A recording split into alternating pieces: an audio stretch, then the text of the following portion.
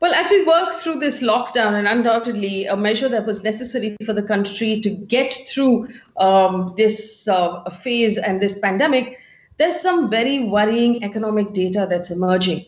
For example, the UN put out a report that said 400 million Indians will be driven into poverty by this lockdown and by this pandemic, that it would wipe down 195 million jobs. Goldman Sachs has just estimated that India's GDP may plunge to 1.6%, which is a multi-decade low. And our unemployment numbers from the CMIE shows 23%, which means 1 in every 4 Indians is likely to be unemployed.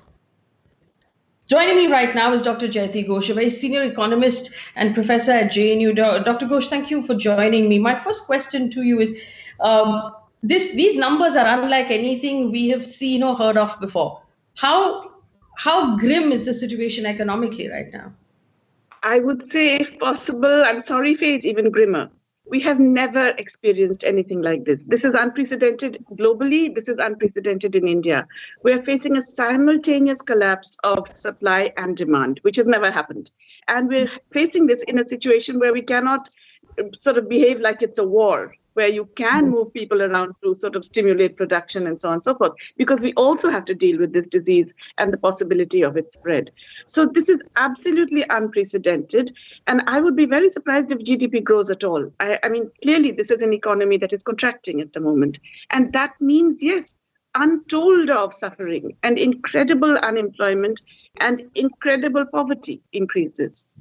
So what you're saying, if I'm not mistaken, is that Goldman Sachs' estimate of 1.6% growth is also an overestimate, in your opinion? Oh, absolutely. There's no way this can be a growing economy. This is an economy in deep decline. Things have stopped, right? Production has ceased. Distribution is barely, managing at all. Most sectors, nothing is happening. This is an economy in limbo, suspended. So how can we talk about growth in this situation? Well, Dr. Ghosh, I want to ask you this. Now, let's assume, the government is now talking about an extended lockdown of maybe 2 more weeks. For argument's sake, hypothetically speaking, let's assume we're talking about the 30th of April now. Post the lockdown being lifted, phase-wise, best case scenario, how long do you think it's going to take for us to get back on our feet economically? Well, this is a good question because, it doesn't happen immediately. It's not as if on the 1st of May or whenever, 15th of May, whenever we can all just get up and dust ourselves off and say we carry on as before. Because in the meantime, we have devastated demand. We have denied people livelihoods.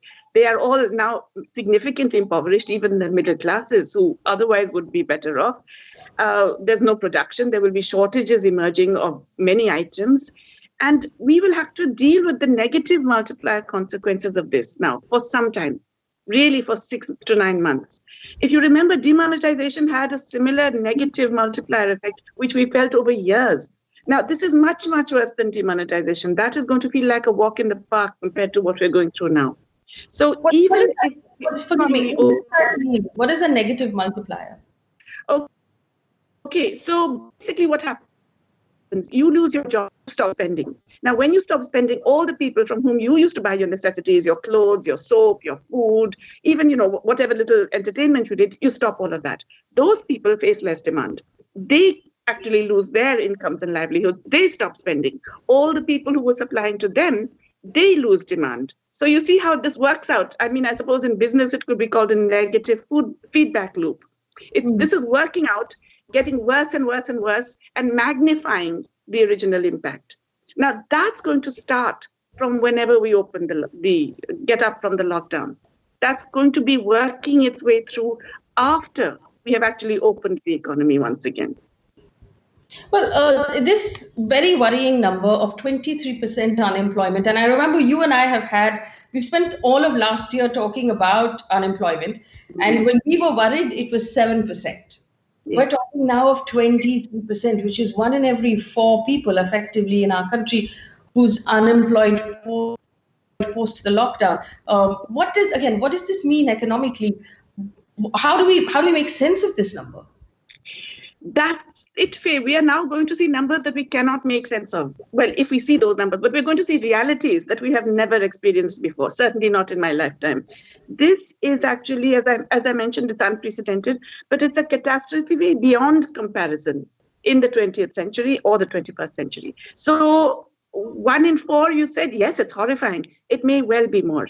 And so unless the government takes very, very strong proactive measures, as many other governments are already doing, in the United States, it's 10% of GDP is the projected expansion of government spending. In some countries, it's as high as 15%. You have to do that kind of huge economic calamity, not just anything normal. So the assumption that, these restaurants are shut, factories are closed, and that's why we're seeing unemployment. But once the lockdown is over, these people will go back to jobs and shouldn't be that bad. Is that a fair assumption, or do you believe that won't be?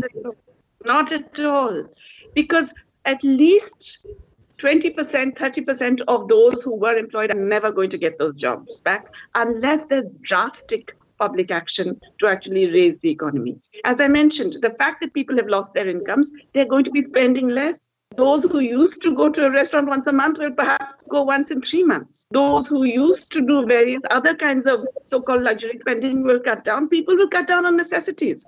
Families will go back in the poor areas, will go 2 meals a day, maybe even 1 meal a day. Agriculture will, again, try and use less and less of other input. All of this is going to mean a shrinking of demand. So many jobs will simply not be there after the lockdown ends. When you say that government intervention, and we know that the government has made a few announcements already. They have talked about making sure nobody goes hungry. They've talked about a moratorium that banks can offer their loanees. Do you believe that's enough? And do you believe government should do more? Oh, much, much more. This is nowhere near enough. Let's just look at the size of the package. The new spending that the finance minister mentioned is around 0.5% of GDP. Around half a percentage point of GDP. That's nothing. As I mentioned, other countries are doing 10, 15% fiscal increases. Okay. So first, the overall size, nothing. But secondly, what do we have to do? We have the largest proportion of informal workers in the world. 90% of our workers are informal. None of them has got any kind of job security, income security, any other social protection. You have to give them income right now. And you can't say you come out and work because there is no work. Right now, they're not allowed. And in any case, subsequently also, there will be much less work available. So you need a direct cash transfer just to give them income. You need to ensure that the basics are provided. Because remember, this is both a demand shock and a supply shock. So in addition to cash transfers, to ensuring that migrants are fed, doubling the amount of free food that is available and making sure it gets to every household, all of those absolutely essential. And those will require, I would say, 3 to 4% of GDP immediately. But in addition, you have to ensure supply. Right now, we've stopped supply. And there's a real problem. The distribution channels have to be maintained. The production of necessities has to be maintained. And that includes not just food. Even farmers are finding it difficult to sell their produce. A lot of horticulturalists are throwing stuff down and wasting it because they cannot access the market.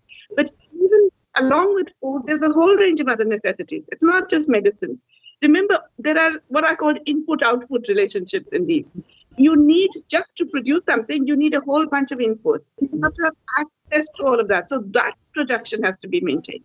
And then to distribute it, you need packaging, you need the storage, you need the transport. So you need a lot of linked industries to be functioning.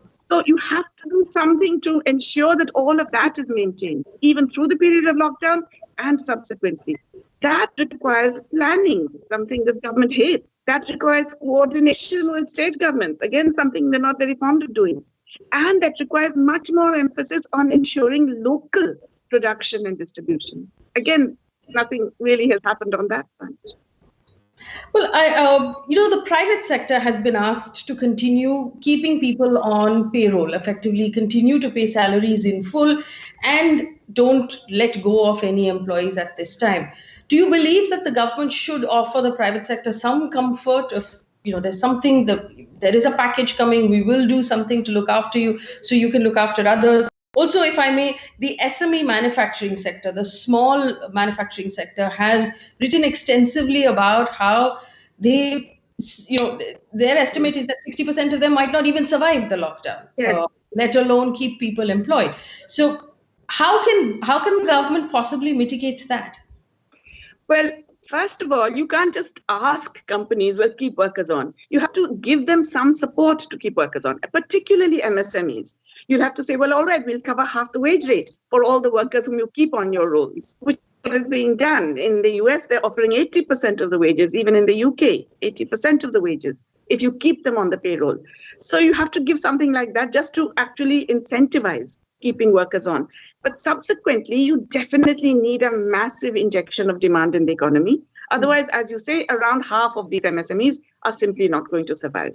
A whole range of service industries, a whole range of manufacturing will simply not exist. So we need then a huge injection of demand, which is why I'm saying cash transfers of around 8,000 to about 70% of the population. That sounds crazy, but they're going to need it. And you will not be able to save this economy from collapsing completely without that kind of input. Well, I do want to ask you this. Now, we've had conversations in the past about the government's funds being limited, and they have, especially this year, the finite resources. Now, Venkaiah Naidu, the Vice President, actually made a statement saying that we can look at the economy later, but right now our priority should be healthcare. With the finite resources, shouldn't the government be focusing right now on just battling the virus? How much of this, in your opinion, should go towards, saving the economy, as you called it? Well, I think it's a combination. You cannot ignore either. But I don't believe resources are finite. We've discussed this in the past, right? I mean, this limit, there's no iron limit on the money that the government can spend. What's very interesting to see now globally is that suddenly everybody has abandoned the idea that, you can't let a fiscal deficit rise. And everybody's willing to spend. And even Angela Merkel in Germany is saying, we'll do whatever it takes, never mind how much it costs. And that's important. And when they say whatever it takes, yes, for healthcare, absolutely. Huge increases in healthcare are required, not the pitiful 15,000 crore that was mentioned. At least 50,000 crore, 1 lakh crore is required. If you can give corporate tax relief of 1.75 lakh crore, surely to save the health of your population, you should give at least that much. So definitely a very large increase in health spending. But in addition, the resources are not finite. At this point, if you simply print money, you just borrow from the Reserve Bank and print money, which is what all these other countries are doing. All these other governments are doing that. Will it be inflationary? No, because all other demand is collapsing. It will only be inflationary if you don't address the supply constraint. So that's why I'm saying it's important to keep the supply going.